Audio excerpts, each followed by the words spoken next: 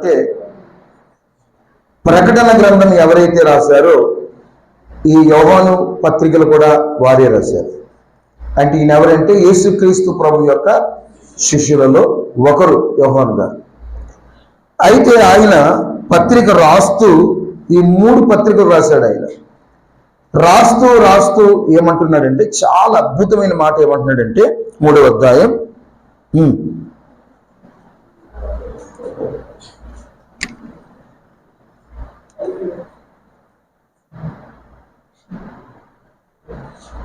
చదవండి తెలుగు ఒకసారి. ఏమంటున్నాడంటే ఈ లోకములో జీవన ఉపాధి కలిగిన వాడు 17వ వాక్యం పేజీ నెంబర్ 222 కలిగిన వాడి నుండి తన సహోదరునికి లేమి కలుగుట చూచి అతని ఎడల ఎంత మాత్రము కనికరము చూసారా. ఈరోజు మనము కొంత వాక్యాన్ని నేర్చుకోవడానికి ప్రయత్నం చేద్దాం.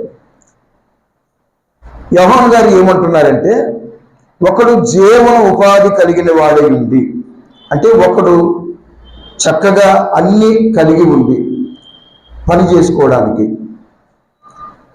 లేకపోతే వాడు 3 పూట్ల తినగలిగే స్తోమత ఉండి కూడా ఉన్నాడు.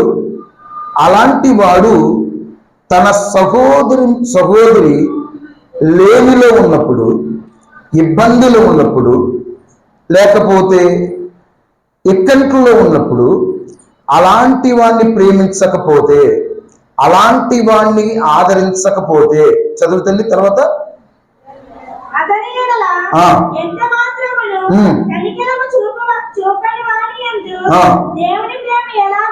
చూసారా. చాలా అద్భుతమైన మాట.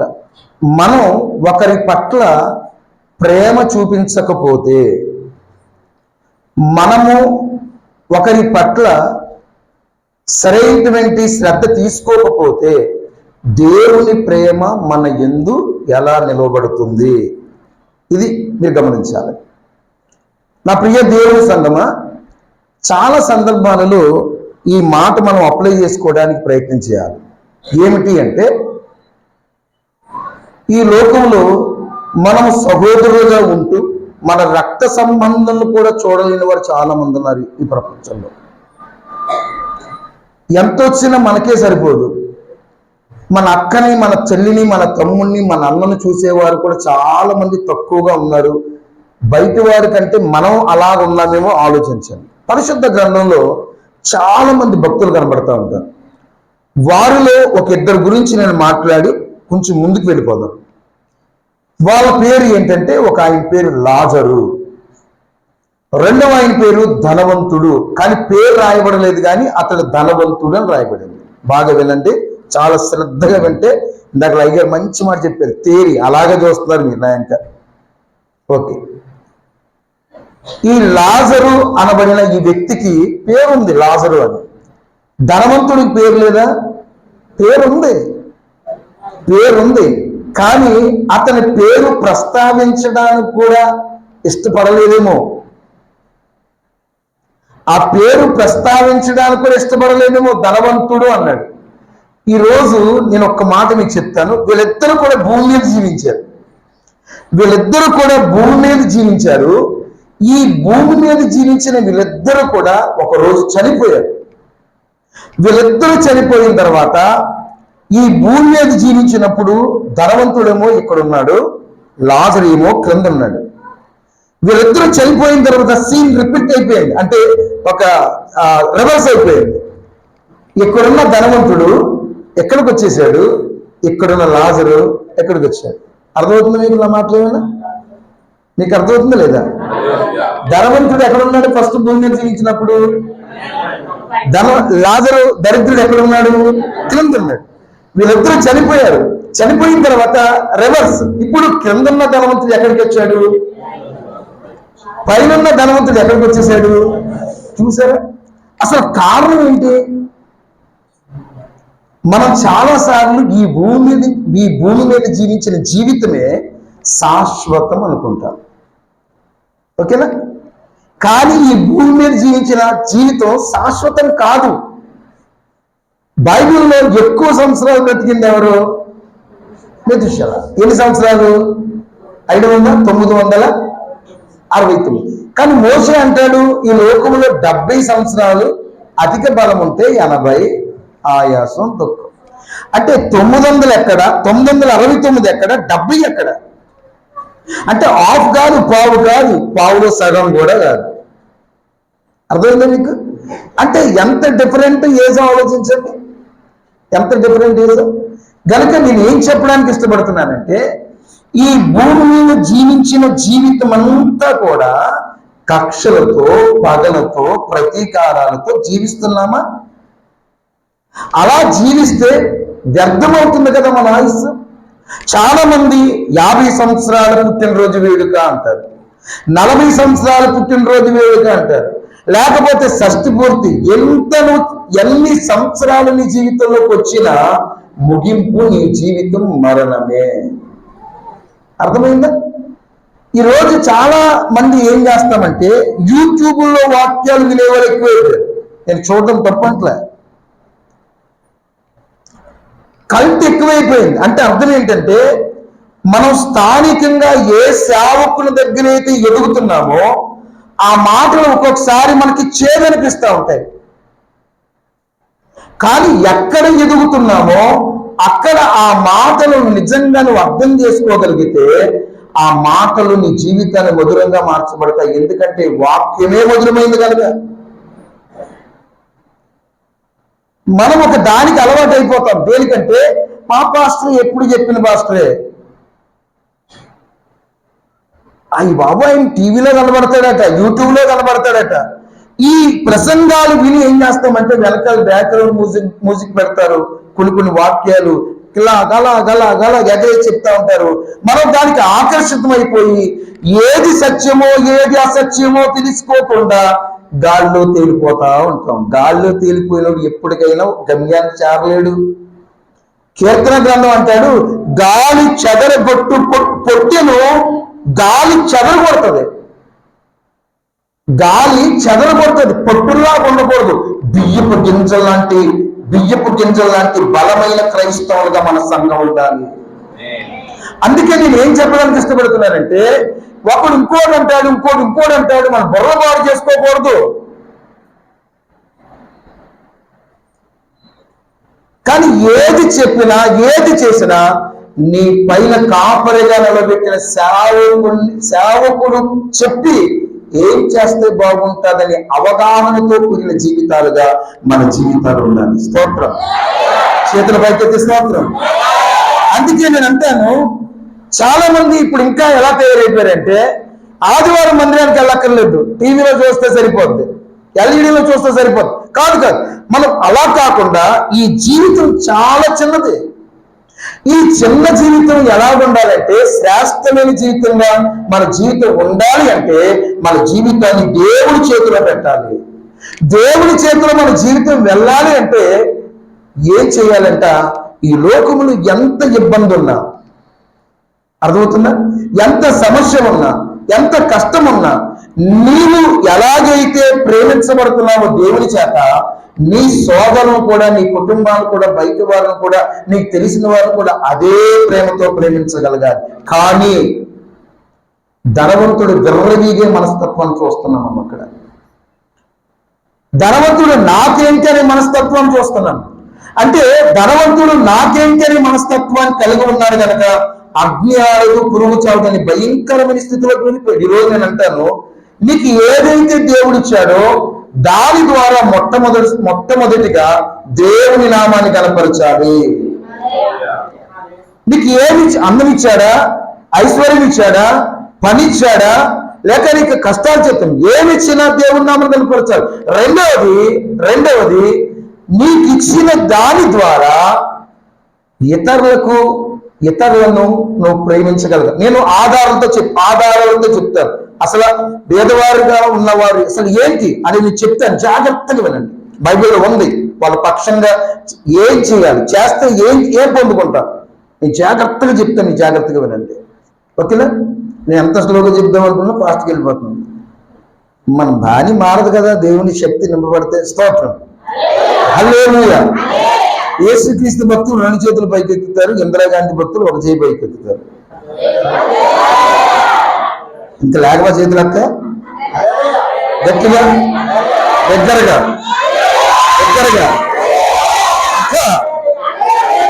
హాయి చూసింది అన్నికి ఎత్తరా సమరం చెప్పు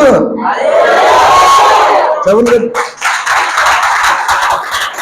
ఓకే, జాగ్రత్త. ఇక్కడ విషయాన్ని గమనించండి, ఇది చెప్పేసి ముందుకు వెళ్తాను. ధనవంతుడు పైన ధనవంతుడు కిందకి వెళ్ళడానికి గల కారణం ఏమిటి? కిందున్న దరిద్రుడు లాజరు పైన కారణం ఏంటంటే కింద ఉన్నంత వరకు సహాయం చేసే మనసు లేదు, దాతృత్వాన్ని కలిగి లేడు, దాతృత్వాన్ని కలిగి లేడు. కనీసం కిందున్న, అది ఉపమానమైన, జాగ్రత్తగా వినండి, కిందున్న లాజరు తన రొట్టు ముక్కల, అంటే ధనవంతుడు తింటున్న రొట్టు ముక్కల పొడి కింద పడతా ఉంటుంటే ఆ పొడి ఏడుపుడు తినేవాడట. ఒక సామెత ఉంది, ఏదో అంటారు ఇంగ్లీష్ చేతితో, ఏ తన చేతికున్న మెతుకులు కింద పడిపోతాయని. అంటే అలాంటి వారు కూడా మీరు కాదు, ఉన్నారు మా ఊళ్ళో, మీరు మంచోళ్ళు. అయితే ఇప్పుడు సీన్ ఎలాగైపోయిందంటే కింద పైన లాజరు కిందకు వచ్చి, పైన ధర్మకుడు కిందకు వచ్చేసి నరకంలో ఉండి, అయ్యా నీ రొమ్మును ఆనుకున్నాడు కదా అబ్రహామ, నీ రొమ్మును ఆనుకున్నవాడు నాకు తెలుసు అంటున్నాడు. నీకు తెలుసా? ఎక్కడ చూసావు? ఈ భూమి మీద చూశాను. అవునా? ఈ భూమిని ఎక్కడ చూసావు అని అంటే, నేను రొట్టె తింటా ఉంటుంటే రొట్టెలు కూడా ఏరుకునేవాడు ఆడు. ఏంటి? నేను రొట్టె మొక్కలు తింటుంటే రొట్టె ఎప్పుడైనా రొట్టె ఎట్టావా? అబ్రహామా గొడవ వదిలేవయ్యా, ఆ గొడవ వదిలేవు. మరి ఏంటి ఇప్పుడు? నీ రొమ్మున ఆనుకున్న లాజరు నాడు చూసారా? నీ రొమ్మున ఆనుకున్న లాజరు నాడు చూసారా? ఆ లాజరు వేలు నీటిలో ముంచి ఇలా ముంచి ఇలాగా ఇస్తే, ఇప్పుడు ఒక విషయం చెప్తారు, ఈ బాటిల్ నేను వేలు ముంచాను, ఇలా తీసాను, ఎన్ని చుక్కలు వస్తుంది వాటర్ చెప్పాలి? ఒకటన్నా మరి బొత్తుగా ప్రెసిడెంట్ సంఘానికి ప్రెసిడెంట్ అమ్మలా ఉన్నారు మీరు. 2-3 వస్తాయి కదా. ఆ 2-3 చుక్కల కోసం ఆరాటపడుతున్నారు ధనవంతుడట. ఆమె భూమి ధనవంతుడు 2-3 చుక్కల వాటర్ కోసం ఎదురు చేస్తున్నాడు. ఒక్కొక్కసారి ఏమండి, ఎదురుగా ఉంటే మనుషుల్ని మాట్లాడం, ఎదురు బదులేరనుకోండి మాట్లాడం, నాకేంటి అన్నట్టుగా ఉంటారు. నువ్వు మంచోళ్ళే, కానీ వీడు అదర్ కంట్రీలోకి వెళ్ళిపోయాడు అనుకోండి, తెలుగు వాళ్ళు ఉండరు. ఈ మన రాష్ట్రంలో లేకపోతే మన ఊర్లో ఒక్కసారి చూసుంటాం, అక్కడ తెలుసుకుని ఎవరు కనబడరు. ఆ దగ్గరికి వెళ్ళి, అయ్యా మిమ్మల్ని చూశానండి ఎప్పుడో కానీ, మాది ఆ ఊరే, నేను తెలుసండి అంటే అవసరం అలా చేస్తుంది. అర్థమైంది మీకు? అవసరం అలా చేస్తుంది. అంటే దగ్గరగా ఉన్నంతసేపు బాంధవ్యాలు బంధుత్వాలు మనకు పనికిరావు, గుర్తుకురావు. కానీ ఎప్పుడైతే ఒక వ్యక్తి దూరం అయ్యాడో, అబ్బా చూడండి, ఎవరైనా చనిపోయారనుకోండి ఇంత కవిత రాసేస్తారు. ఉన్నంత వరకు కూడెట్టడం చూడడం ఏం చెయ్యం, పోయిన తర్వాత అమ్మా నువ్వు లేని లోపు నాకు ఉందమ్మా నానా, ఇన్ని రకాల కవిత్వాలు, నిజంగా నవ్వు వస్తుంది నాకు. 1,00,000 రూపాయలు ఎట్టి సమాధి పెట్టానంటే ఉన్నంతసేపు ముద్దెట్ట మీ నాన్నకి మీ అమ్మకి. అయితే ధనవంతుడు అన్నాడు, లాజరు నీళ్లు వేలు ముంచి నీళ్ళు ఇస్తే నాకు చాలయ్యా అన్నాడు. నేను అంటాను, భూమి మీద ఉన్నంత వరకు నీ మంచిదనం ఏమైపోయింది? భూమి మీద ఉన్నంత వరకు ఒక రొట్టు ముక్కలు ఇట్టావా లాజర్కి? కానీ చనిపోయిన తర్వాత ఏమంటున్నాడంటే, నాకు వాటర్, అతని వేలు ముంచి నాకు వాటర్ ఇస్తే చాలు అంటున్నాడు. కానండి మనకులాగా దేవుడు ఆలోచించలేదు, మనకులాగా దేవుడు ఆలోచించలేదు. దేవుడు ఎంత బాగా ఆలోచించాడో నిర్గమకాండం 23వ అధ్యాయం 11వ వాక్యం చూడండి ఒకసారి. అద్భుతమైన మాటలు ఉంటాయి అక్కడ. మొదటిగా నిర్గమకాండం 23వ అధ్యాయం 11వ వాక్యం చదవండి తల్లులారా. 7వ సంవత్సరమున దానిని పీడ విడువలెను. ఆ అప్పుడు ఆ. ఈ ప్రజలలోని ఆ. పీడలు తినిన తరువాత ఆ.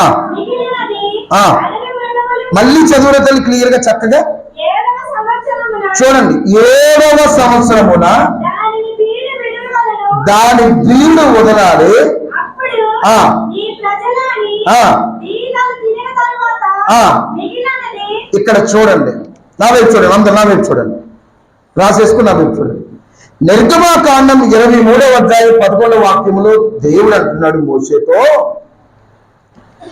మీరు 6 సంవత్సరాల పంట తినండి.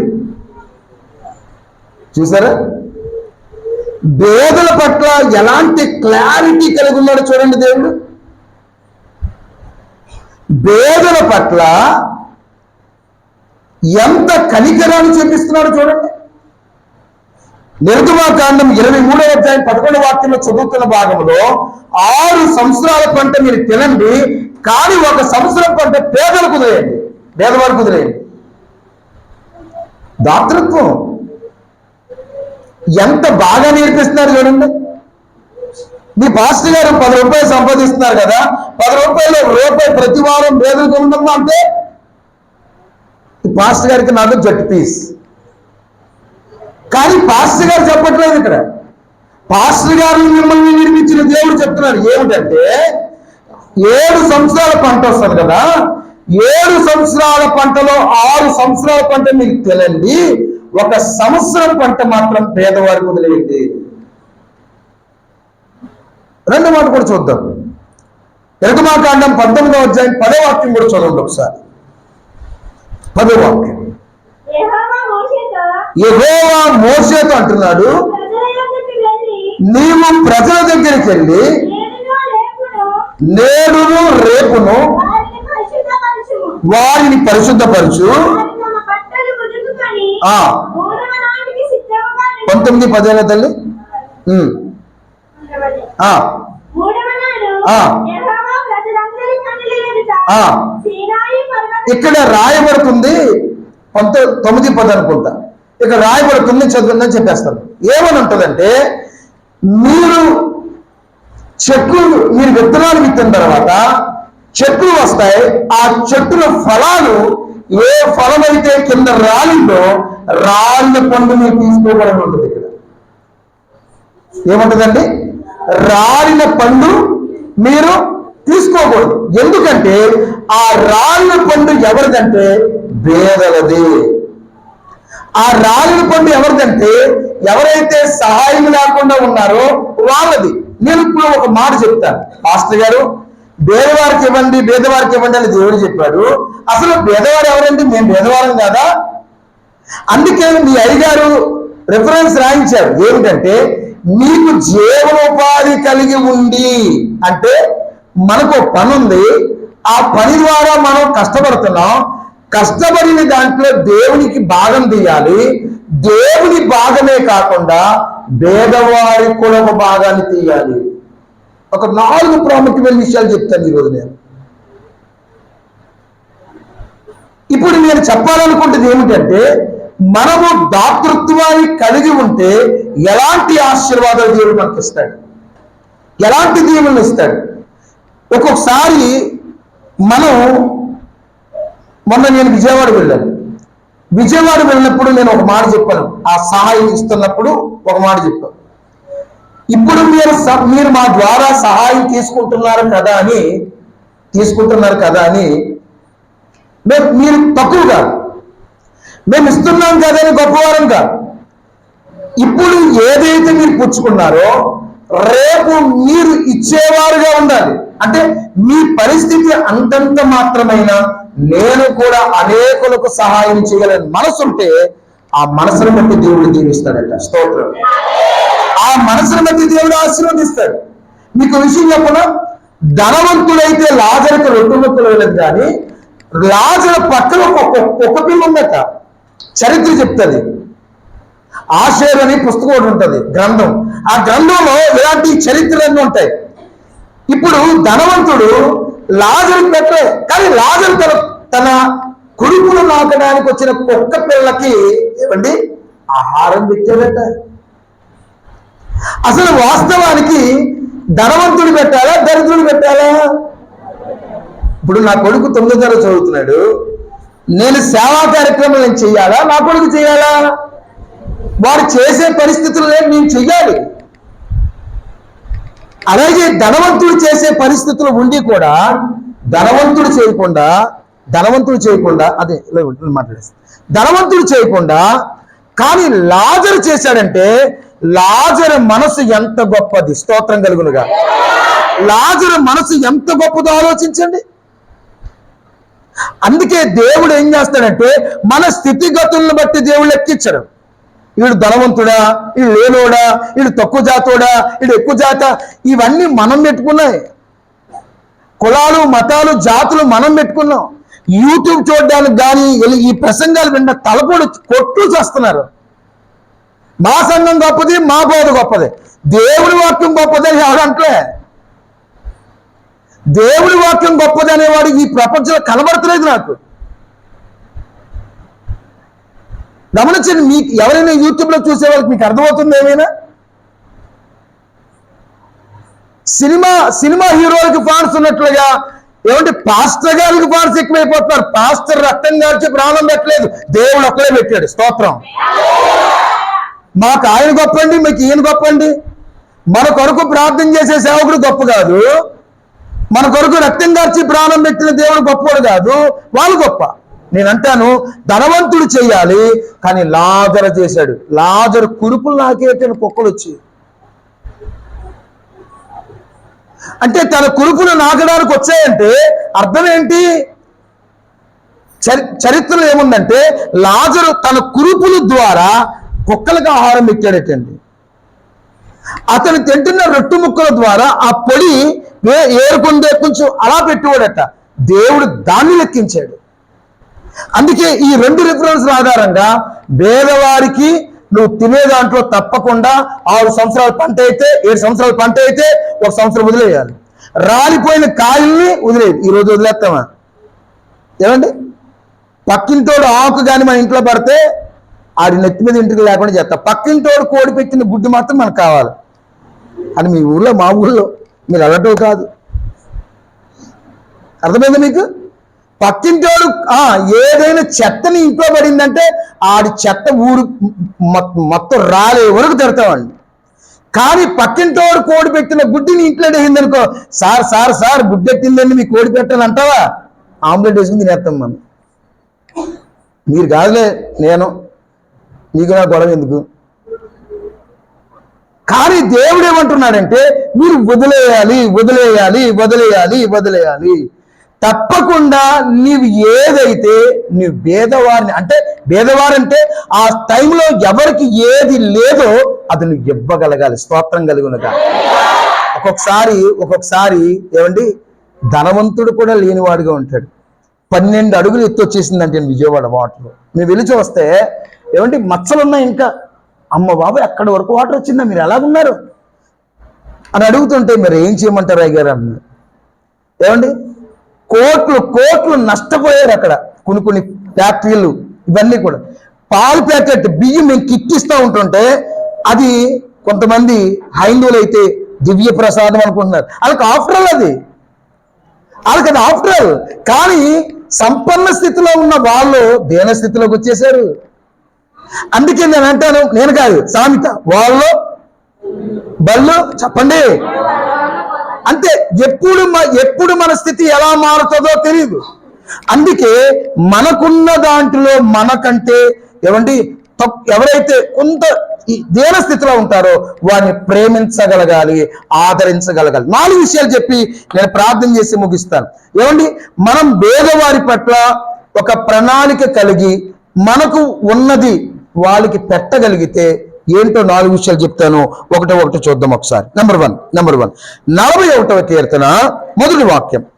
మనము దాతృత్వాన్ని కలిగి ఉంటే వచ్చే ఆశీర్వాదాలు 4. చెప్పండి అందరు కలిసి ఒకసారి. నేను చెప్పిన మాట అందరూ చెప్పండి.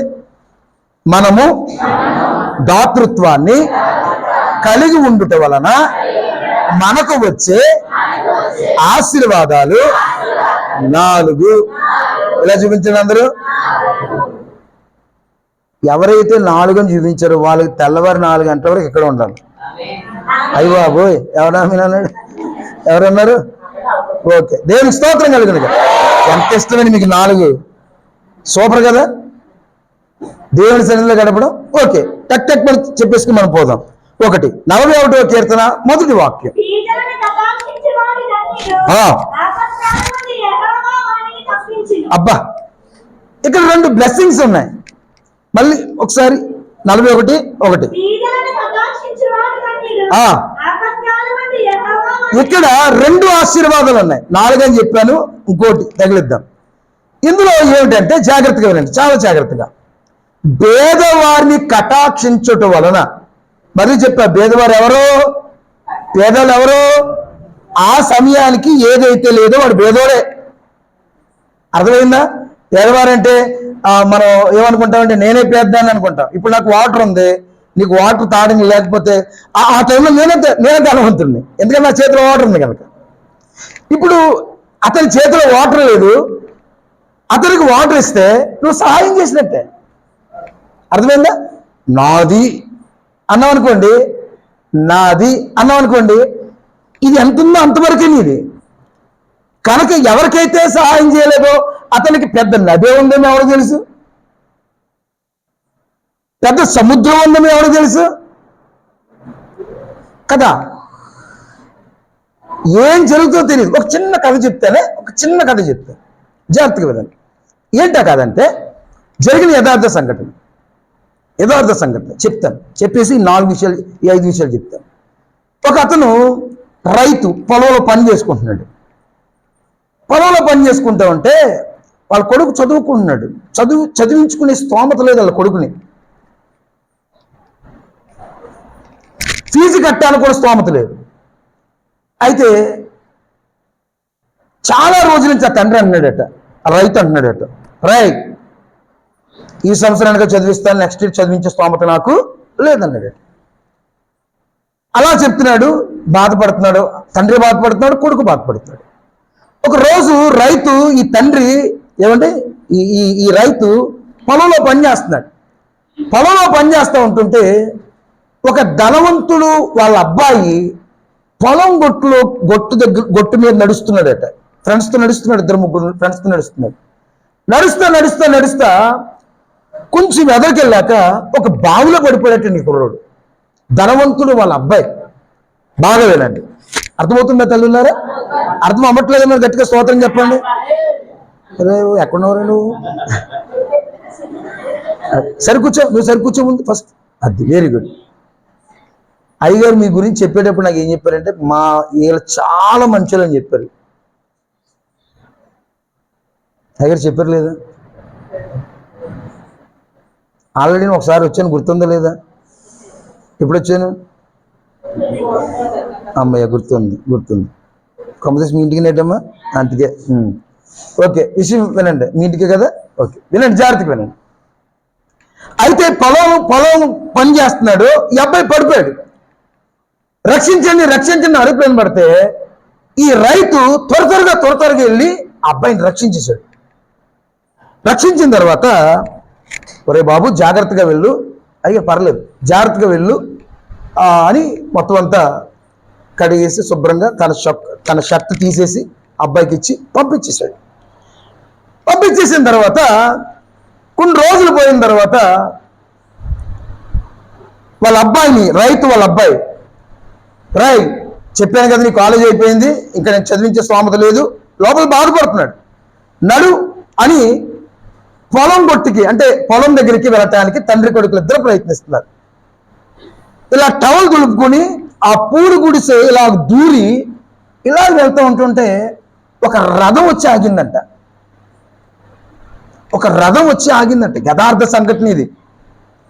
ఆ రథం వచ్చి ఆగితే నాన్న మన ఇంటికి రథం వచ్చింది ఆగిందంటే ఒక అతను ఏమండి, అప్పుడున్న షూస్ వేరు కదా, బూట్లు రాజుగారి బూట్లలో ఉంటాయి ఉండేవి, అవి వస్తున్నారట. వస్తూ ఉంటుంటే నాన్న మన ఇంటికి ఎవరో వచ్చేసారు, ఏంటంటే లోపలికి వచ్చాడు. అయ్యా మీకు చాలా ధన్యవాదాలు అన్నాడట ఆయన. ధన్యవాదాలు అయ్యా, మా అబ్బాయి ఏమైనా చేశాడా? మీ అబ్బాయి ఏం చేయాలి, నువ్వే చేసావు అన్నాడట. నేనేం చేశానయ్యా, నా కొడుకు నువ్వు కాపాడావు, నా కొడుకు నువ్వు రక్షించావు, నీకేం కావాలో కోరుకు అన్నాడంట. అయ్యా నాకేమొద్దు అన్నాడట. లేదు లేదు ఏం కావాలో కోరుకంటే ఏమొద్దయ్యా అంటే, పోన్లే మీ అబ్బాయి ఏం చదువుతున్నాడు? మా అబ్బాయి చదవట్లేదయ్యా, చదువు ఆపేశాడు. మా అబ్బాయిని పొలం కూడా తీసుకెళ్తున్నా, చదివించుకున్న స్తోమత. మీ అబ్బాయి ఏం చదువుతాడో, ఎంత చదువుతాడో, అయిపోలేదు మా ఊళ్ళో వేస్తున్నాడు ఎప్పుడే, ఎంతవరకు చదువుతాడో అంతవరకు నేను చదివిస్తానన్నట. అయ్యా వద్దు అంటే, లేదు నా కొడుకు ఒకడు ఉన్నాడు, రెండో కొడుకు అనుకుంటాను, ఈయన కూడా నా ఇంటికి తీసుకెళ్ళిపోతానని తీసుకెళ్ళిపోయాడు. డాక్టర్ చదివాడు, డాక్టర్ చదివించాడు, ఇంకా అవ్వలేదు, డాక్టర్ చదివించిన తర్వాత ఈ ధనవంతుడు ఉన్నారు చూసారా, ఈ ధనవంతుడికి ఒక రోగం వచ్చిందటండి. చాలా మంది డాక్టర్లు అందరూ కూడా, ధనవంతుడు అంటే చాలా మంది డాక్టర్స్ వస్తారు, వాళ్ళందరూ ఎంత ట్రీట్మెంట్ చేసినా అతడికి ఆ వైద్యం కుదరట్లేదు, సెట్ అవ్వట్లేదు. ఏమండి, సెట్ అవ్వకపోతే ఎన్ని ప్రయత్నాలు చేశారు. పెద్ద వాళ్ళు అందరూ వస్తున్నారు, వచ్చి ఫ్రూట్స్ ఇస్తున్నారు, రొట్టె ముక్కలు ఇస్తున్నారు, ఇవన్నీ ఇస్తున్నారు, ఆయనకి రోగం తగ్గలేదు. అయితే ఇంకేం చేయాలో తెలియక ఇంక చనిపోతాడని అనుకున్న తర్వాత ఏమండి, మొత్తం ఇల్లు శుభ్రంగా దులిపేద్దామని పనావిడి మొత్తం తుడుస్తుందట. తుడుస్తూ ఉంటుంటే వీళ్ళు చూడడానికి వస్తారు కదా, ఒక బ్రెడ్, ఒక రొట్టె ఉంటుంది కదా, ఆ బన్నం మనసు కింద ఎక్కడో స్టక్ అయిపోయింది. ఇలా తుడుస్తూ ఉంటుంటే ఆ రొట్టె ముక్క బయటకు వచ్చిందట. ఎన్నో రోజులకి ఈ రైతు కొడుకు అక్కడే కదా ఉన్నాడు, నాన్నగారు అన్నాడు. ఇంకా ఏం చేయాలి తెలియక ఆ రొట్టె ముక్క బయటకు వచ్చి కాలుకు తగిలిందంట ఈ రైతు అబ్బాయి. ఈ బన్ను తీసి ఇలా చూస్తే ఆ బన్ను బూజు పట్టేసింది, ఆ బన్ను పాడైపోయింది. కానీ ఆ బన్ను ఇలా తిరిగి ఇలా విప్పి చూస్తే దాని ద్వారా ఏమండి, అది ఇలాగా చాలా మంది చదువుకున్న వాళ్ళు తెలిసి ఉంటుంది, ఆ బన్ను ఇలా విరిపిన తర్వాత దాన్ని పరిశోధించి ఒక మందు కనిపెట్టేటండి. నాకు గుర్తుకు రావట్లేదు అదేమో మీకు గుర్తుంది, పెన్సిలిన్ అంటే పుండు పెట్టింది. ఆ పుండు తగ్గడానికి ఏమండి చాలా మంది ట్రీట్మెంట్ వాడారు, కానీ ఆ బన్నలో ఉన్న కెమికల్ ద్వారా, బూజు ద్వారా పెన్సిలిన్ పౌడర్ కనిపెట్టాడటండి. ఇతను స్తోత్రం కలుగునగా, యథార్థ సంఘటన అని చెప్పాను. ఈ పెన్సిలిన్ పౌడర్ కనిపించిన తర్వాత ఆ పౌడర్ ద్వారా అతనుకున్న గాయం తగ్గిందటండి. ఒకప్పుడు గాయం వచ్చిందంటే ఏం వాడేవారు, ఇప్పుడు ఎవరైనా పెన్సిల్ వాడుతున్నారా, పెన్సిల్ పౌడర్ వాడుతున్నారా? లేదు. నేను ఈ కథ చెప్పడానికి గల కారణం ఏంటంటే, ఒక సహాయం ఒక ఉపయోగకరమైన పని చేసి పెట్టింది. అంటే రైతు సహాయం చేస్తే కొడుకు బాగా చదువుకునే స్థితిలోకి వచ్చాడు. ఈ రైతు కొడుక్కి అతడు సహాయం చేస్తే ఇతడు తన ప్రాణాన్ని చూసారా. అంటే ఒక చిన్న సహాయమే ఒక చాలా గొప్ప ప్రతిఫలాన్ని ఇస్తుంది. స్తోత్రం చెప్పండి ఒకసారి.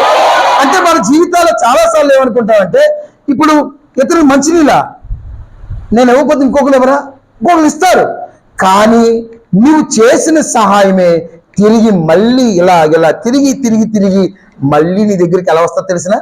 చెప్పండి, ఎలా వస్తా తెలిసిన? మనం మట్టి ముద్దలం, ఒక మట్టి ముద్ద. కానీ ఈ మట్టి ముద్ద ఇప్పుడు ఏమైంది? ఒక మంచి అంటే మానవుడు అయ్యాడు. మట్టి ముద్ద మానవుడు అవడానికి కారణం. అలాగే మనం చేసిన చిన్న సహాయమే రేపు బంగారం లాంటి భవిష్యత్తులో నడిపిస్తుంది. స్తోత్రం కలుగునుగా.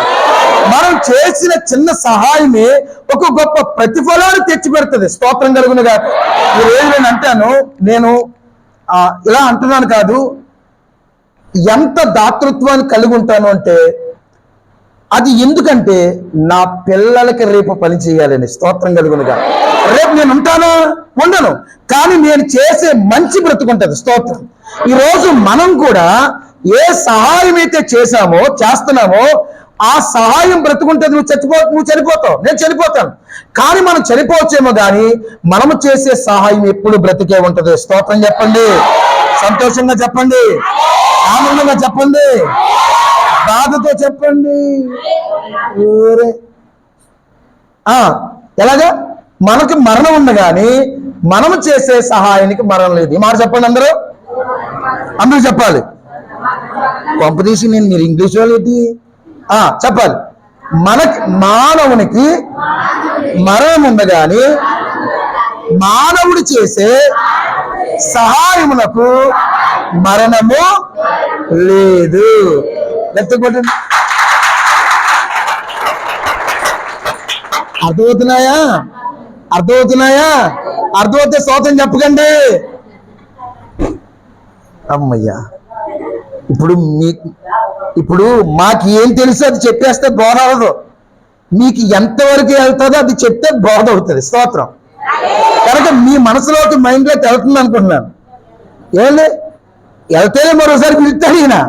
స్తోత్రం కలుగుతుంది కాక. ఇప్పుడు 5 ఆశీర్వాదాలు చెప్తున్నాను కదా, సహాయం కోసం ఉంది చెప్పాను.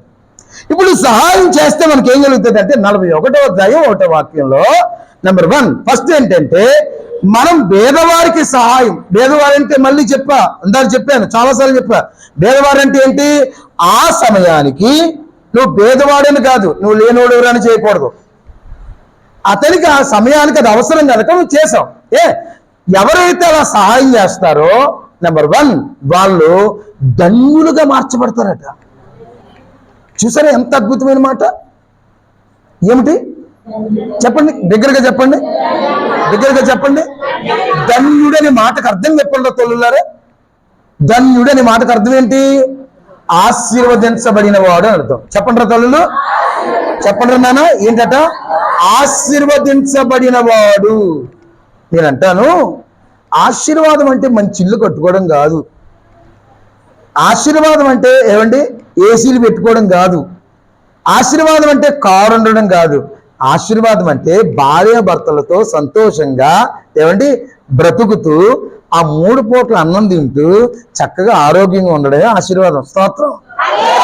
ఇదే ఆశీర్వాదం. ఏమండి చాలా మంది ఆశీర్వాదం అంటే నీ పేరేం తిన్నానా వెంకటేష్ చూసావా? ఆశీర్వాదం అంటే అది అని అలా ఆడుతా అన్నాడు, భార్యతో అన్నాడు ఆయన. ఆశీర్వాదం అంటే ఏంటండి వెంకటేష్ గారు అని వాళ్ళ భార్య అంటుంది. ఆశీర్వాదం అంటే కారు ఉండాలి, తెల్ల కారు మన ఇంటి ముందు. ఆశీర్వాదం అంటే ఇంట్లోకి వెళ్ళగానే గజగజగజగా ఉనిగిపోవాలి. ఆశీర్వాదం అంటే పరవన్నాలు ఉండాలి. నేను అంటాను ఆశీర్వాదం అంటే అది కాదు. ఆశీర్వాదం అంటే మన కష్టార్జితాన్ని మనం అనుభవిస్తున్నామంటే అది దీవెన. స్తోత్రం. అయితే ఇక్కడ ఏమంటున్నాడంటే ఎవరైతే సహాయం చేసే మనసు ఉంటుందో వారు ధన్యులుగా ఉంటారు. మొదటి బ్లెస్సింగ్. వాళ్ళు ఆశీర్వాదకరంగా ఉంటారు, వాళ్ళు దీవెనకరంగా ఉంటారు. సహాయం చేసేవారు దీవెనకరంగా మార్చబడతారు. సహాయం చేసేవారు ఆశీర్వాదకరంగా ఉంటారు. సహాయం చేసేవారు ఎప్పుడు కూడా సంతోషంగానే ఉంటారు. స్తోత్రం. ఏమండి ఎంత ఉపద్రవం వచ్చినా మీకు మాట చెప్తాను. ఎర్ర సముద్రం వచ్చింది. ఎర్ర సముద్రం ఎదురుగా వస్తే మోషే ఉన్నాడు. మోషేతో పాటు వెనకాల సైన్యం ఉంది. దానియేలు సింహాల గుహలో ఉన్నాడు, కానీ రాజుగారు నిద్రట్లేదు. దావీదు గొల్యాత్ ఏమో ఆ గ్రౌండ్ లో ఉన్నాడు. సైనికులందరూ భయపడుతున్నారు, కానీ అందరికంటే చిన్నోడు గొల్యాత్ ఎదురుగా ఉన్నాడు. దీనికి కారణం ఏంటి? ఈ ప్రజలందరూ ఏం చేస్తున్నారంటే ఇలా చూశారు, చూడగానే సముద్రం, ఈ సముద్రం కనబడగానే వెనక్కి తిరిగి పారిపోదాం అనుకున్నారు. వెనక్కి తిరిగి పారిపోదాం అనుకుంటే వెనకాల సమస్య. నేను అంటాను మోషే చేయలేదు, మోషే ప్రార్థన చేశాడు. స్తోత్రం. అంటే దేవుని మీద ఆధారపడేవాడు దేవుడు ఎలా మారుస్తాడంటే ఆశీర్వాదకరంగా. అందుకే బైబిల్లో మాట ఉంది, యథార్థవంతులకు చీకట్లో వెలుగుపడుతుందట. యథార్థవంతులకి ప్రమాదంలో కూడా ఏమండి ప్రమాదంలో కూడా తప్పించబడతారట. స్తోత్రం చెప్పండి. అందుకే నేను ఏం చెప్పడానికి ఇష్టపడుతున్నానంటే మోషే ప్రార్థన చేశాడు, సముద్రాన్ని దాటగలిగాడు. దానియేలు ప్రార్థన చేశాడు, సింహాల నోలను మూయించగలిగాడు. దావీదు ప్రార్థన చేశాడు, ఏమండి గొల్యాతును చంపగలిగాడు. నేనేమంటున్నానంటే ఇవి వాస్తవానికి దానియేలు గొప్పోడా రాజు గొప్పోడు అంటే రాజు గొప్పోడు శారీరకంగా, అంతే కదా. అసలు దానియేలు పడుకోవాలా, రాజు పడుకోవాలా, సింహాల గుహలో ఉన్నవాడు పడుకోవాలా, నిద్ర పట్టాలా, సమస్యలో ఉన్నవాడు నిద్రపోవాలా, సమస్య లేనివాడికి నిద్ర పట్టాలా గారు? తలకి నాకు ఊపుతున్నారు కానీ సమాధానం చెప్పట్లే. చెప్పండి. సమస్యలతో ఉన్నవాడు నిద్రపోవాలా, సమస్యలు లేనివాడు నిద్రపోవాలా? వాస్తవానికైతే సమస్యలో ఉన్నవాడు నిద్రపట్టదు. కానీ సమస్యలో ఉన్న దానిలో నిద్రపోయాడు, సమస్య లేని రాజు నిద్రపట్టలేదు. అర్థమైంది మీకు? అంటే అర్థం ఏమిటి అంటే అది ఆశీర్వాదం, అది దీవెన. ఈరోజు నేనేమంటానంటే నీకు సహాయం చేసే గుణం అంటే నువ్వు ఆశీర్వాదకరంగా మార్చబడతావు, దీవెనకరంగా మార్చబడతావు, నువ్వు హ్యాపీగా నిద్రపోతావు. అంటే స్తోత్రం చెప్పండి. హల్లెలూయా. అప్పులు వస్తున్నాడు, ఆడొస్తున్నాడు, ఈడొస్తాడు, 50 వచ్చినా దేవుడు చూసుకుంటారు. స్తోత్రం. కొంతమంది అప్పులు ఉన్నాయని చచ్చిపోతారు, కొంతమంది చదువులో ఫెయిల్ అయిపోయి చనిపోతారు, కొంతమంది బయట కొంతమంది ఏం చేస్తారంటే లవ్లో ఫెయిల్ అయిపోతే కొంతమంది చచ్చిపోతుంటారు. నేను అంటాను పిరికోడు చేసే పని, అది పిరికోలు చేసే పని. మనం చనిపోవడం కాదు, ఆశీర్వాదం అంటే చీకటిలో కూడా మనకు వెలుగు పుడుతుంది, ప్రమాదంలో కూడా మనం తప్పించబడతాం. ఆశీర్వాదం అంటే అది. రెండో మాట అక్కడ ఉంది, పక్కన చదువు తల్లి. చూసారా, ఇది 2 చెప్పేశాను. ఒకటి ఏమిటంటే మనం పేదవారికి సహాయం చేసే గుణం కలిగి ఉంటే నెంబర్ వన్ ఏమిటంటే మనం ఆశీర్వాదకరంగా మార్చబడతాం. రెండోది ఏమిటంటే మనము ప్రమాదములో నుండి తప్పించబడతామంట. ఎంత గొప్ప బ్లెస్సింగ్ అండి మనకి. అంటే ఒక చిన్న సహాయం ఇలాంటి ఆశీర్వాదాన్ని తెచ్చిపెడుతుంది. మరొక మూడో మాట చదువుతాం. మూడో మాట సామెతల గ్రంథం 19వ అధ్యాయం 17వ వాక్యం చదివేద్దాం. త్వరగా టైం అయిపోతుంది, ముగించేస్తాను.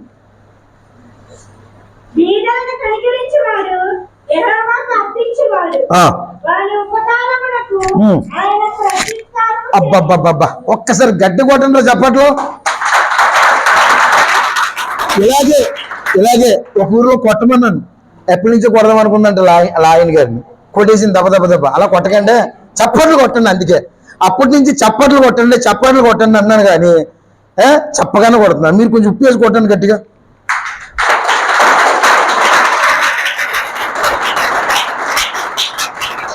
అక్కడికి చపాతీ వేయడం బాగా అలవాట్లేదు. ఎంత మృదువు, ఏమండి? గట్టి కొట్టండి,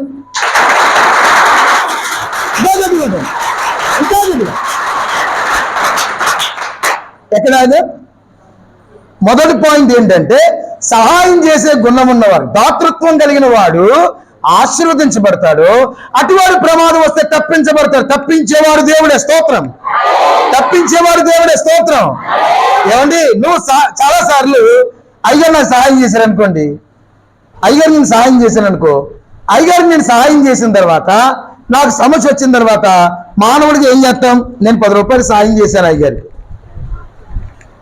నాకు ఒక సమస్య వచ్చింది, మళ్ళీ నేను పాస్టర్ గారికి 10 రూపాయలు సాయం చేశాను కదా, నాకు 5 రూపాయలైనా సాయం చేస్తాడేమో అని అయ్యగారి వైపు చూస్తాం. నేను అంటాను సహాయం చేసేవారి వైపు చూడకుండా సహాయం చేసే మనసు పెట్టారు చూసారా, ఆ మనసు నీలో పెట్టారు చూసారా, ఆ మనసు పెట్టిన వారి వైపు చూస్తే తప్పకుండా నీకు ప్రతిఫలం వస్తుంది.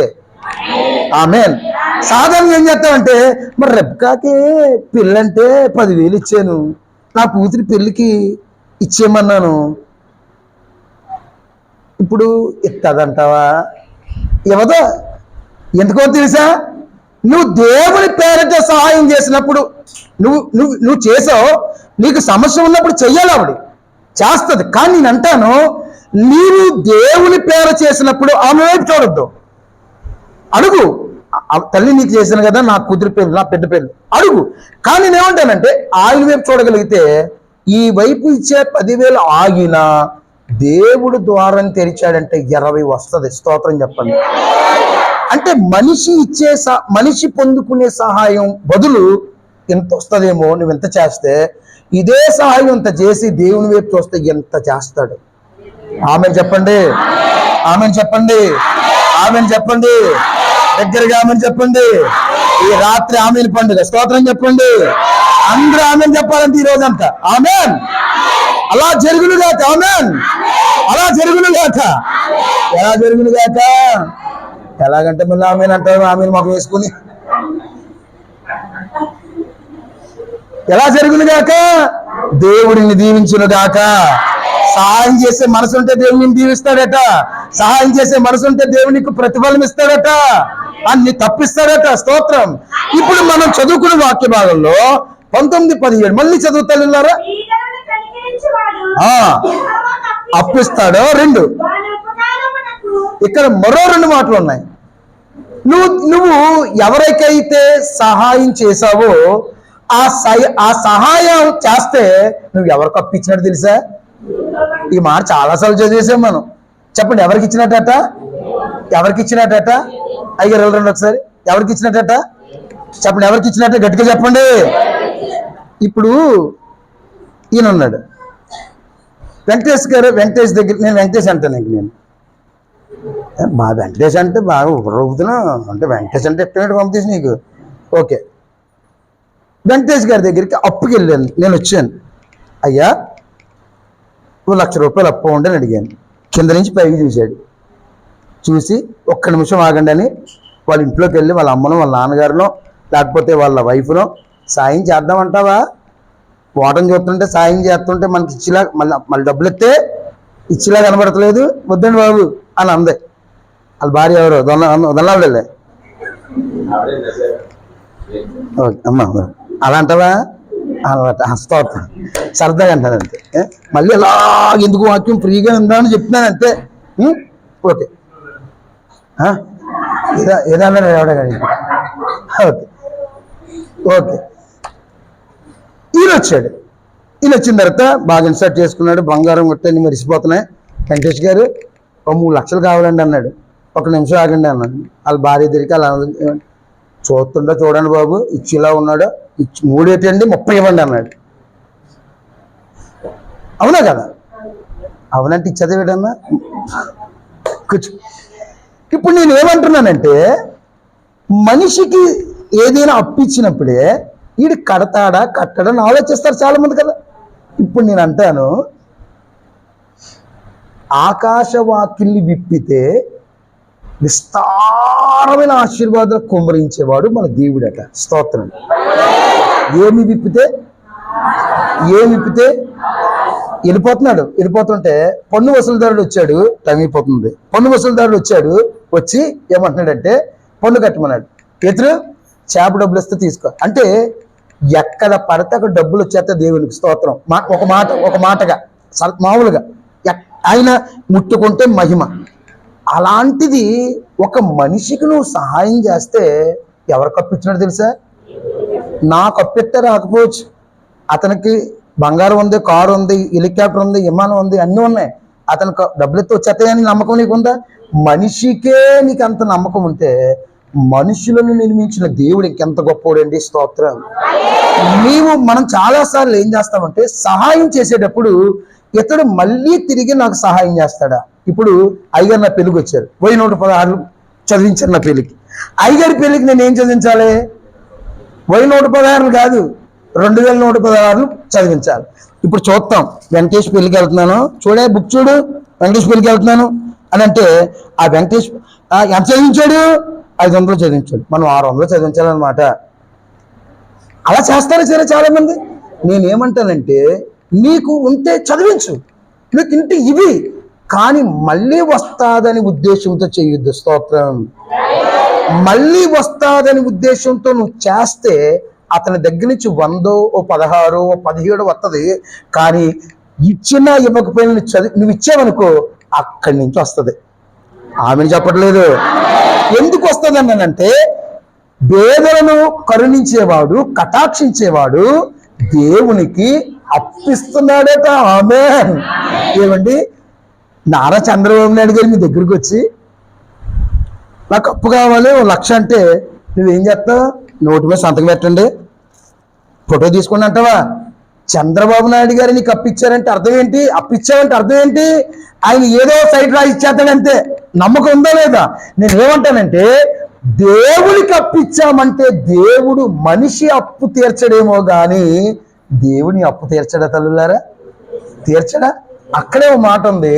నువ్వు సహాయం దాతృత్వం కలిగి ఉంటే 4వది ప్రతిఫలం ఏముందండి? ప్రత్యుచ్చ చదవండి అక్కడ.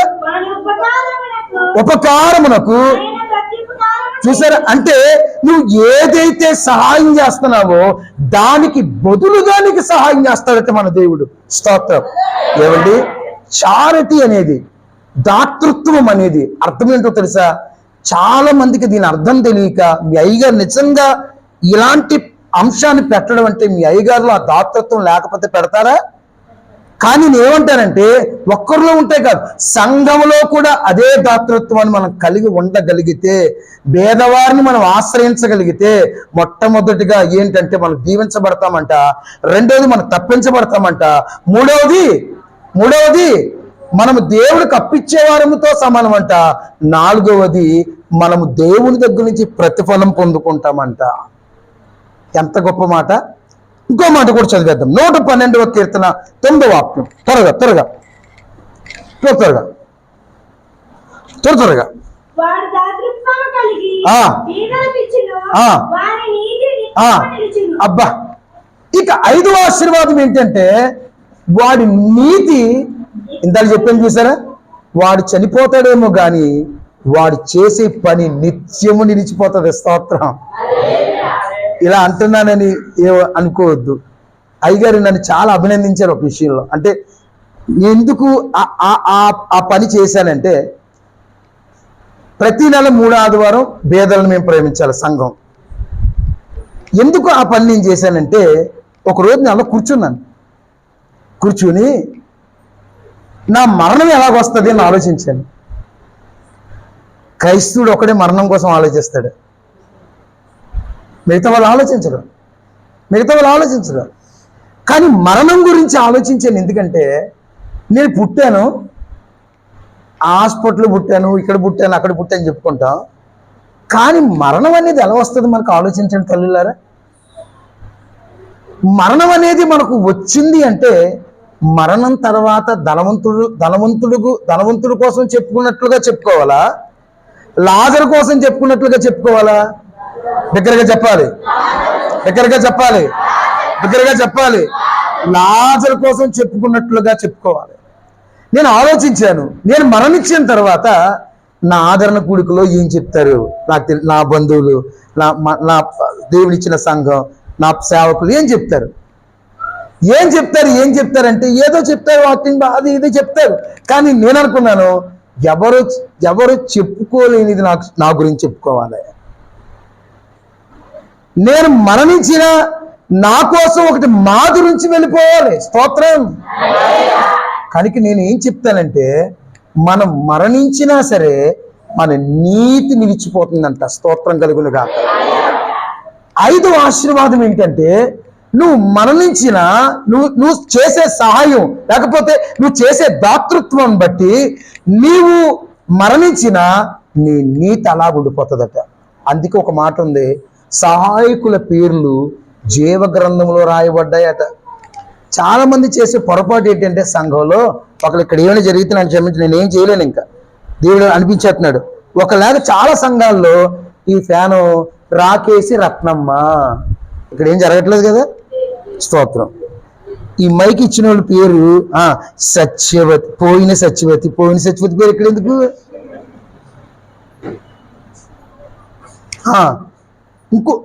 ఇంకోటి ఏముంది? ఈ బాక్స్ కాట్లు పాము కామేశ్వరి. ఏ పాము? కాట్లు పాము. అవి ఎక్కడుంటే అక్కడ ఉండే పేర్లు. కొన్ని సంఘాల్లో గారు, పార్వతమ్మ కోటల నిమిత్తం 200 ఇచ్చింది, 200 ఇచ్చింది, 200 ఇచ్చింది. రామేశ్వరరావు 500 ఇచ్చాడు. ఇవి 4 సార్లు చెప్పాడు మాస్టర్ గారు, ఇక్కడ 2 సార్లు చెప్పాడు, చర్చి రావడం మానేసింది. అంటే ఆవిడ కోసం 4 సార్లు చెప్పారండి, ఈవిడ కోసం 2 సార్లు చెప్పారు, అంతగా మానేశారు. ఓరే దరిద్రం బాబు, ఎంత దరిద్రం అయిపోయిందంటే మన సంఘంలో లేకపోతే. స్తోత్రం, దేవునికి మహిమ కలుగునుగా. ఈరోజు నేను ఏం చెప్తున్నానంటే, మన పేరు చెప్పుట వలన జీవ గ్రంథంలో పేరు ఉండదు. సేవకుని అయ్యగారు చెప్పండి అని అనకూడదు, అయ్యగారు కూడా చెప్పకూడదు. నేనేమంటానంటే, జీవ గ్రంథంలో నీ పేరు ఉండాలి. స్తోత్రం కలుగునుగా. హల్లెలూయా. జీవ గ్రంథంలో ఎవరి పేర్లు ఉంటుందంటే, సహకారుల పేర్లు ఉంటాయి. చెప్పండి, ఎవరి పేర్లు ఉంటాయి? నీవు ఎవరికైతే సహాయం చేసావో. కొంతమంది మా వెంకటేష్ ఉన్నాడు, ఆ వెంకటేష్ సెంటర్లోకి వెళ్ళి, నేను అదే ఆ నరసింహాడికి 100 రూపాయలు చేశాను, నువ్వు చెప్పుకోవటం వల్ల ఆ 100 రూపాయలు చేసిన దాని ప్రతిఫలం నువ్వు పొందుకో. 100 రూపాయలు నష్టము, 100 రూపాయలు నువ్వు ఇస్తావు, దానివల్ల నష్టమైతే వచ్చిందేమో కానీ ప్రతిఫలం రాదు. ఆ ప్రతిఫలం నీవు చెప్పుకోకుండా ఇతరులు చెప్పారనుకోండి, దాని ద్వారా నీకు ప్రతిఫలం వస్తుంది. స్తోత్రం. అందుకే నేను ఏం చెప్పడానికి ఇష్టపడుతున్నానంటే, బైబిల్ ఏం చెప్తుందంటే 5వ పాయింట్ చదువుతల్లది. వాడు జాగ్రత్తగా కలిగి ఆ. నీడలకిచ్చును. ఆ. వాని నీతి నిత్యము నిలుచును. ఆ. వాని కొమ్మ చూడండి చూడండి చూడండి, వాడి నీతి నిత్యము నిలుస్తుందంట, వాడి కొమ్ము తరతరములు హెచ్చింపబడుతుంది. స్తోత్రం.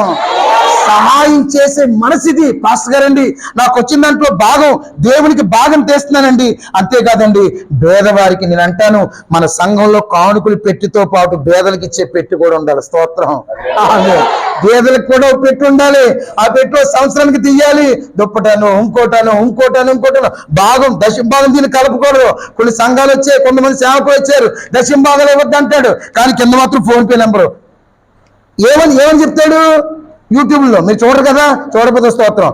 ఏమండి, మా ఏరియాలో సర్వనాశనం అయిపోతుంది, సంఘాలు నాశనం చేస్తున్నారు అయ్యారు అంటే అంటే ఏమంటారు? పోన్లే, దశంభాగాలు ఇవ్వడు దేవుని విరోధ్ అంటాడు, కింద మాత్రం ఫోన్పే నెంబర్ ఇచ్చుకుంటాడు, గూగుల్ పే ఎత్తాడు. మేమేమో నమ్మకంగా చేస్తాం, దశంభాగం వద్దంటాడు. భాగం ఎంత? ఇంత.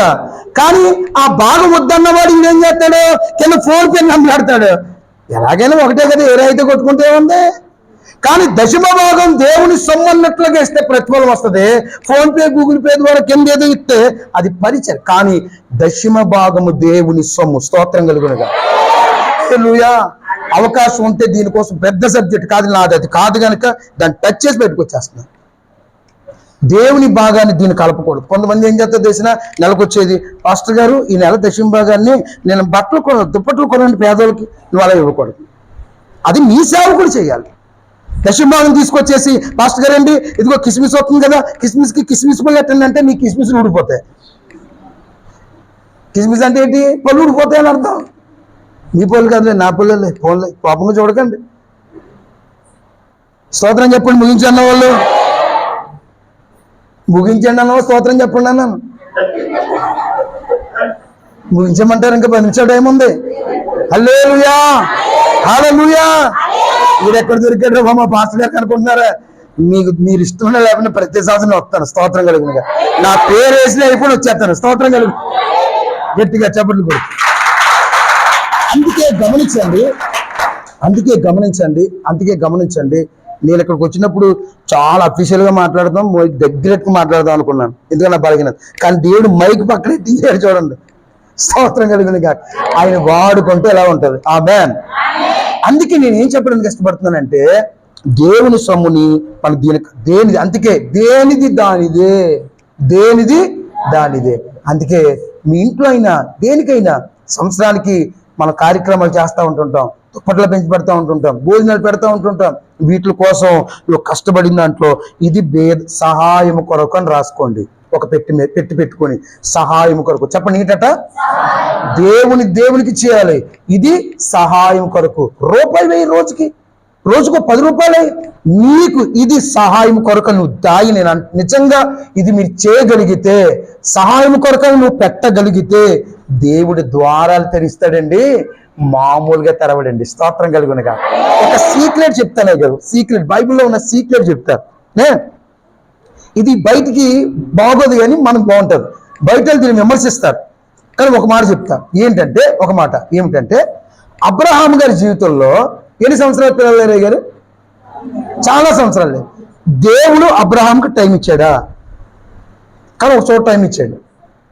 ఒక్క చోట దేవుడు ఏం చేస్తాడు తెలిసిన, పలానా సంవత్సరం పుట్టేస్తారని చెప్పాడు. ఎప్పుడు తెలిసిన? అబ్రహాము తనకు వచ్చిన వారికి భోజనం పెట్టింది. అంటే చూడండి, ఇచ్చుట అనేది దేవుడు ఎంతగా ఇష్టపడతాడు. అప్పటి వరకు పైకి చూడు అన్నాడు, చూశాను ప్రభు. ఏమున్నాయి? నక్షత్రాలు చూడు, లెక్కెట్టు అన్నాడు. లెక్కెట్లు పోతున్నాను ప్రభు. కిందకు చూడు అన్నాడు, ఇసుక చేతులు వేసుకో, ఇసుక లెక్కెట్టిపోతున్నాను ప్రభు. అది చూడు ఇది చూడు అన్నాడు. కానీ అంటే ఆదరించాడు. కానీ ఏమండి, టైం ఎక్కడ చెప్పాడు తెలిసిన? కానీ ఇంట్లో ఆల్రెడీ భోజనం చేసేసి ఆ పళ్ళు ఎత్తుకుని మాంసం దూపేది వచ్చేతనే సింధుడు వనవృక్షం కూర్చున్నాడు 3 అయిపోయిన టైము. కానీ ఆ టైంలో కూడా సారమ్మ దగ్గరికి వెళ్ళి భోజనం ఉండంటే పల్లెత్తి మాట. అదే మన ఇంట్లో ఎవరైనా సరే మన ఆడవాళ్ళు మా వెంకటేష్ పర్లేదా పర్లేదు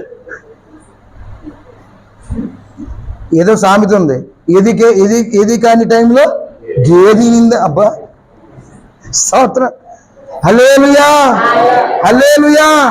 స్త్రీలందరూ ముసుగులు వేసుకోండి, స్త్రీలందరూ ముసుగులు వేసుకోండి. జాగ్రత్తగా వినండి. అక్కడ నేను గమనించింది ఏంటంటే ఎప్పుడైతే ఏమండి ఇచ్చాడో వెంటనే వెళ్ళిపోతున్నాడు అబ్రాము. చాలా సంవత్సరాల నుంచి వస్తున్నాడు అబ్బాయి, అయితే నేను టైం ఇస్తున్నాను, ఎప్పుడైతే టైం ఇవ్వలేదు. వచ్చే సంవత్సరం సారమ్మ ఒడిలో పిల్లడు పుట్టేస్తాడు. స్తోత్రం, పిల్లడు ఉంటాడు. స్తోత్రం. ఎందుకంటే ఇచ్చే మనసు. ఒక్క మాట చెప్తేనే ఏమనుకోకండి, ఒక్క మాట అనుకుంటే నాకెందుకు. అయ్యగారికి ఒక మనసు ఉంది. అయ్యగారు ఏ మనసు అంటే అబ్బాయి దగ్గరికి వెళ్ళి నువ్వు పైకి లేచిన కూడా ఓ 10 రూపాయలు ఇద్దాం అనుకున్నాడు పాస్టర్ గారు. నేను పాస్టర్ గారు లేచి ఆ వ్యక్తికి 10 రూపాయలు సాయం చేద్దాం అనుకుంటున్నానండి అని లేచాడు. వెంటనే నేను కూడా అయ్యగారు నేను అదే అనుకున్నానండి, నేను కూడా సాయం చేద్దాం అనుకున్నా. చూసారా మీ మనసు నా మనసు, నేను కూడా 10 రూపాయలు అని ఎవరు ఫాన్ అయిపోతాను నేను, అంతేనా? కూర్చున్నాను అంటే నాలాగే ఆలోచిస్తే మా ఇద్దరం ఏమంటామంటే మనసులు కలిసిపోయి ఉంటాం. కానీ దేవుడండి ఇచ్చే మనసు దేవుడిది. దేవుడి మనసు దాతృత్వం, దేవుని మనసు దాతృత్వం, సహాయం చేసే మనసు. ఆ సహాయం చేసే మనసు దేవునిది గనుక అదే మనసు అబ్రహాం కలుగున్నప్పుడు అబ్రహాంకి ఏం చేశాడు తెలిసిన, మారు మాట మాట్లాడకుండా నీకు ఇచ్చేస్తున్నాను రా అని చెప్పాడు. స్తోత్రం. సారిపత పట్టణంలో ఒక విధవరాలు ఉంది, అక్కడికే పంపాడు దేవుడు ఏలియాని. పంపిన తర్వాత అమ్మ ఏం చేస్తావు అంటే పొలలు ఏరుకుంటున్నానయ్యా అందే. పొలలు ఏరుకోవడం పక్కనెట్టు నాకు కొంచెం నీళ్ళే కదా ఇచ్చేసింది. ఇచ్చిన తర్వాత ఒక అట్టే అంది. అట్టంట వేటయ్యా బాబు, ఎంత పిండి ఉంది, ఇంత నూనె ఉంది. అక్కడ అంటాడు దైవజనుడు అంటాడు, నేను చెప్పింది చెయ్యి, నేను చెప్పింది చెయ్యి.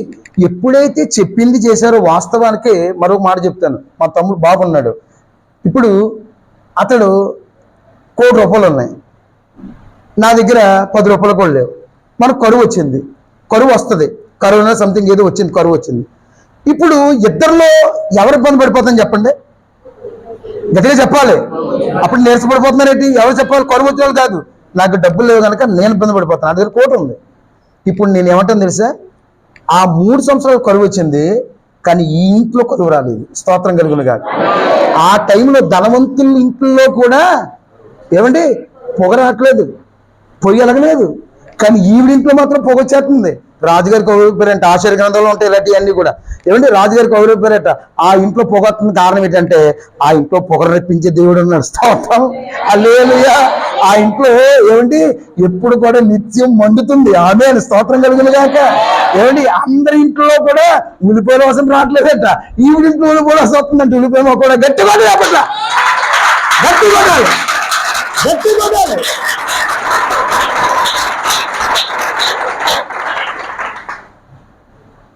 అలా చూస్తున్నారా? అందరి ఇంట్లో వాసన రావట్లేదు, కానీ ఈ ఇంట్లో కోడిగుడ్డు వాసన, చేపల వాసన, అన్ని వాసనలు వచ్చేస్తున్నాయి.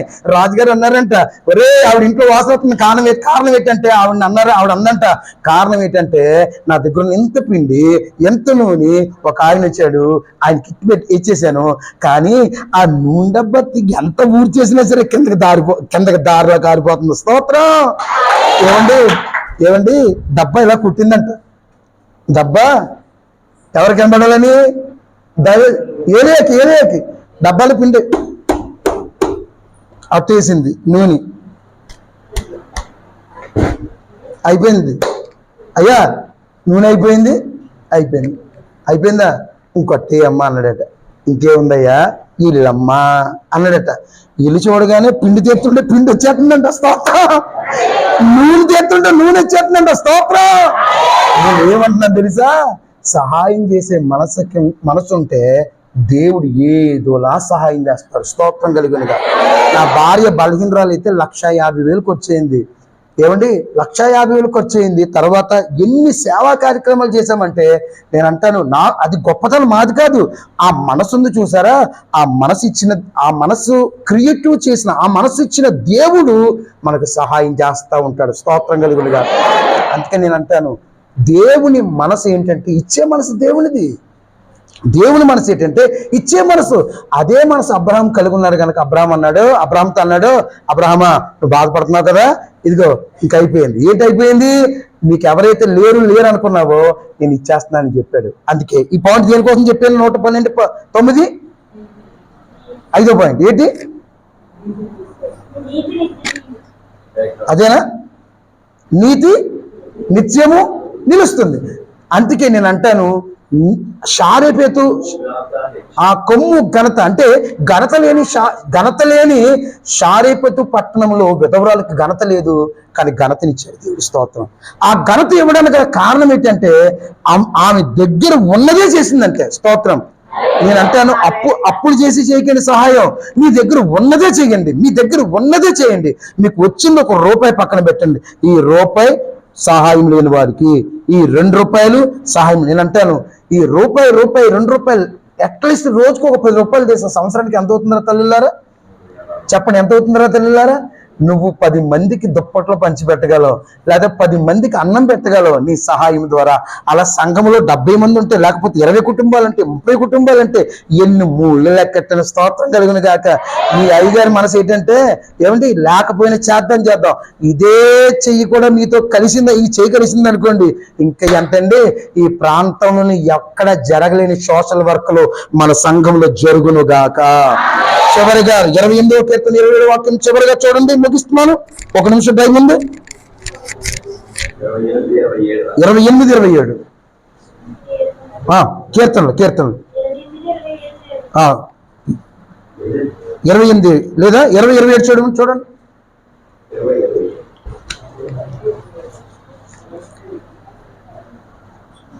28-7 చూడరా. 28-7 అయిపోతుంది. 28-7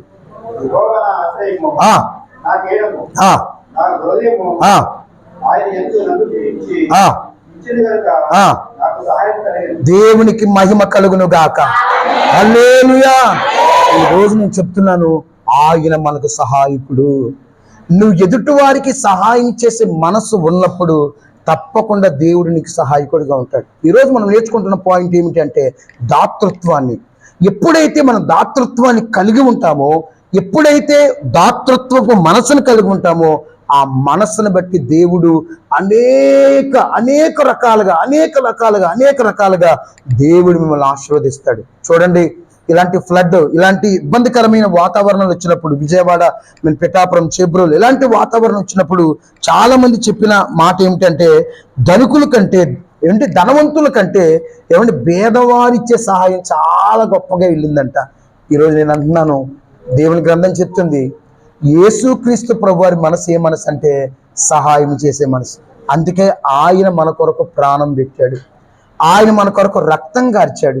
కనుక ఈ సహాయం చేసే మనసుతో మీ వంతు మీరు కూడా దాతృత్వాన్ని కలిగి ఉంటే, దరిద్రుడైన లాజరు ఈ భూమి మీద దరిద్రాన్ని అనుభవించాడు, కానీ అతడు చనిపోయిన తర్వాత అబ్రహాము రొమ్మున అనుకున్నాడట.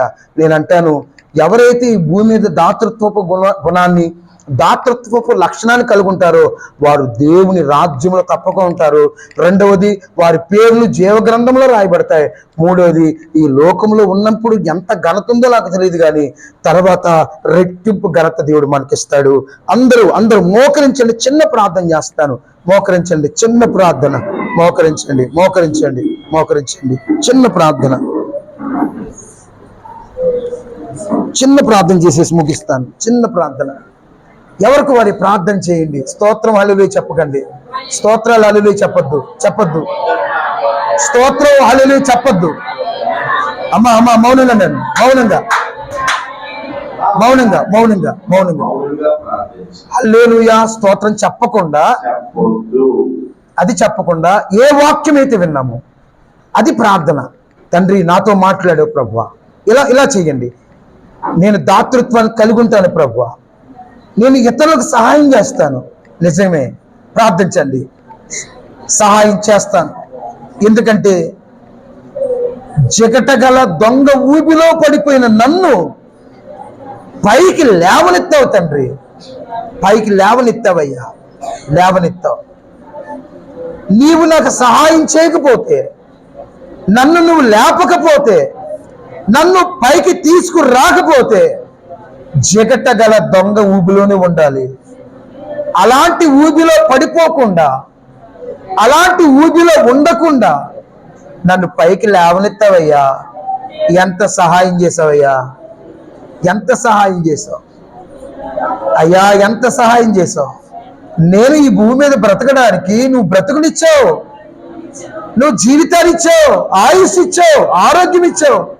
ఎంత చేసినా నీకు నేను నీ పేర గిన్నెడు చన్నీళ్ళు ఇస్తే పరలోకములో ప్రతిఫలం పొందుకుంటానంట. శారపేత విధవరాలు ప్రతిఫలం పొందుకుంది, అబ్రాహాము పొందుకున్నాడు, నేను కూడా పొందుకుంటానయ్యా అని ప్రార్థన చేద్దామా?